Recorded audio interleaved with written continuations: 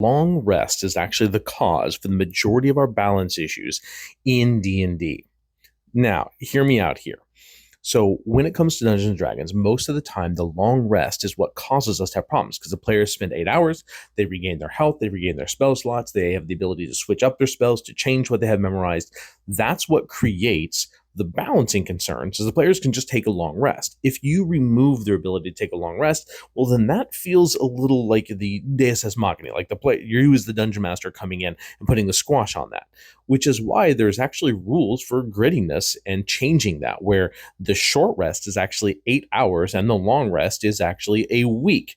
Now, there are lots of ways you can play with this and changing the time frames. I was always a big fan of the short rest being 8 hours and the long rest being 2 days for 48 hours. And you could still do things in your downtime. It just you weren't adventuring or casting spells. You were actually doing the things you needed to do in order to replenish your spells and rest and heal and all of the above. That made things more, not realistic, but manageable as a dungeon master. So when the party was out adventuring, they weren't getting those resources back and they had to actually consider when they were going to be casting spells. It also made the encounters feel more deadly. That deadly style of game, the players can't just heal themselves. So they're going to use a resource, they need to make sure they're going to do it.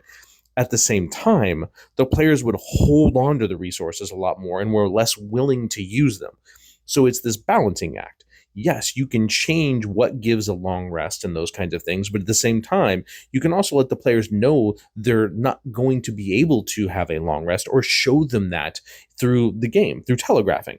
If the players are going up against a bunch of kobolds and they try to take a long rest and they're harassed all night long by the kobolds, yeah, they're trying to sit still for 8 hours and the kobolds are trying to harass them. They're taking shifts to make sure the party's not healing themselves and they're not getting a good night's sleep because they want them to be depleted in the morning.